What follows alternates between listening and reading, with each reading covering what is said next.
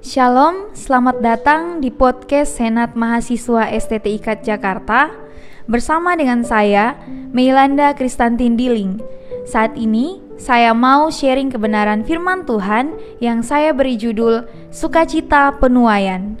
Mazmur 126 ayat yang pertama sampai yang ke-6 berkata demikian. Nyanyian ziarah. Ketika Tuhan memulihkan keadaan Sion, keadaan kita seperti orang-orang yang bermimpi. Pada waktu itu mulut kita penuh dengan tertawa dan lidah kita dengan sorak-sorai. Pada waktu itu berkatalah orang di antara bangsa-bangsa, Tuhan telah melakukan perkara besar kepada orang-orang ini. Tuhan telah melakukan perkara besar kepada kita, maka kita bersukacita. Pulihkanlah keadaan kami ya Tuhan, seperti memulihkan batang air kering di tanah Negeb.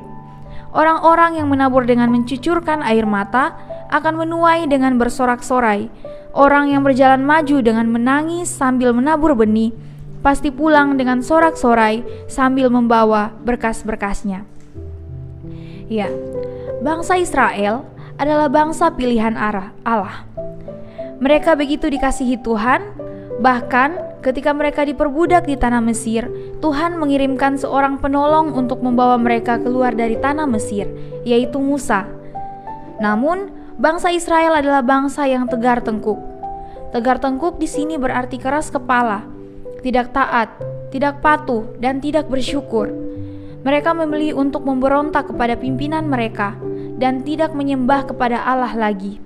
Mereka membuat Allah mereka sendiri dari emas dan sujud menyembah kepada patung lembu emas itu. Padahal penyertaan Tuhan mereka sudah rasakan dan lihat dengan mata mereka sendiri. Ketika mereka lapar, Allah memberikan mana dan burung puyuh. Ketika mereka kepanasan di siang hari, Allah mengirimkan tiang awan. Dan ketika mereka di malam hari, Allah mengirimkan tiang api. Namun karena ketegar tengkukan mereka, membuat Allah membuang mereka ke Babel. Ya, sukacita penuaian.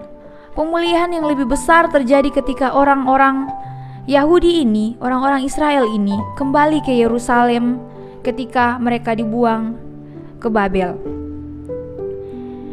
Mazmur ini berlatar belakang keadaan umat Israel yang baru kembali dari pembuangan dan mengalami banyak kesusahan. Dalam bagian pertama, kalau kita lihat dalam Mazmur 126 ayat yang pertama sampai ayat yang ketiga, ketika Tuhan memulihkan keadaan Sion, keadaan kita seperti orang-orang yang bermimpi. Mereka mengatakan bahwa keadaan mereka itu seperti orang yang bermimpi. Artinya bermimpi di sini mustahil terjadi dalam dunia nyata. Namun hal itu yang mereka rasakan, kemustahilan itu justru Tuhan Allah membuat itu mustahil terjadi bagi mereka. Itu terjadi bagi mereka. Mereka keluar dari tanah pembuangan yaitu dari Babel sehingga mereka bisa kembali kepada negerinya yang semula yaitu Yerusalem. Pada waktu itu mulut mereka penuh dengan tertawa dan lidah mereka penuh dengan sorak-sorai. Bahkan mereka mengatakan Tuhan telah melakukan perkara yang besar kepada orang mereka. Ya, berarti mereka benar-benar menyadari bahwa Tuhan itu sudah melakukan perkara yang besar bagi mereka. Namun umat Israel ini dengan rasa syukur mereka ketika mereka pulang ke Yerusalem, mereka mendapatkan keadaan mereka di tanah air mereka sangat mengecewakan. Di sini mengecewakan karena apa? Hasil tanah mereka tidak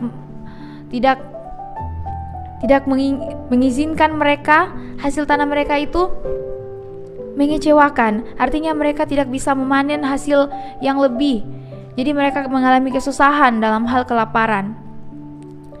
Namun di sini mereka mempunyai pengharapan kepada Tuhan di ayat yang ke-5 sampai ayat yang ke-6. Orang-orang yang menabur dengan mencucurkan air mata akan menuai dengan bersorak-sorai. Saudara-saudari yang dikasihi oleh Tuhan, ketika kita menabur, kita yakin dan percaya bahwa kita akan menuai hasil yang sangat indah, hasil yang sesuai dengan apa yang kita tabur. Umat Israel ini meyakini hal itu, bahkan sampai mereka mengatakan mencucurkan air mata. Dalam Alkitab juga mengatakan air mata seseorang itu Tuhan gak biarkan terbuang secara percuma, tetapi Tuhan menampung di dalam kirbatnya. Jadi Tuhan memperhitungkan setiap air mata yang keluar daripada kita ketika kita benar-benar meminta kepada Tuhan. Dan di sini Tuhan mereka memanjatkan nyanyian supaya Tuhan sudi memperbaiki keadaan mereka, terutama dalam memberikan hasil panen yang melimpah.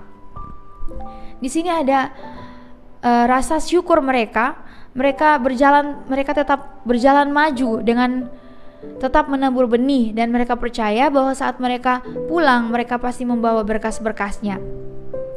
Saudara-saudari yang dikasihi oleh Tuhan, sebagai anak-anak Tuhan, kita diharuskan untuk menabur kasih, kebaikan kepada orang lain, sekalipun orang lain tidak mengasihi kita. Keadaan seperti ini dapat membuat kita harus mencucurkan air mata. Namun kita tetap ingat bahwa menabur kebaikan adalah hukum yang bersifat universal, yaitu hukum tabur tuai. Apa yang kita tabur akan kita tuai. Dengan kata lain, apa yang kita harapkan untuk kita tuai, maka kita harus menaburnya terlebih dahulu. Jika kita ingin mengharapkan masa depan yang indah, maka dari sekarang kita sudah mulai menabur. Artinya kita mulai belajar hal-hal yang belum kita tahu, maka di kemudian hari kita akan menabur hal-hal yang kita akan menuai hal-hal yang sudah kita tabur sebelumnya. Dan jika kita menabur hal-hal kejahatan, maka juga kita akan menuai kejahatan. Jadi yuk saudara-saudara, kita menabur hal-hal kebaikan, sehingga apa yang kita tabur itu kita akan menuainya di kemudian hari, sehingga membuat kita benar-benar tercengang, benar-benar mengatakan bahwa wow Tuhan, ternyata seperti ini. Apa yang sudah saya tabur dulu, sekarang saya tuai dengan hasil yang tidak mengecewakan. Itulah sukacita penuaian yang sesungguhnya. Terima kasih sudah mendengarkan podcast ini sampai habis. Jangan lupa subscribe channel YouTube Senat Mahasiswa STT IKAT Jakarta dan follow juga Instagramnya ya. Tuhan Yesus memberkati kita semuanya. Shalom.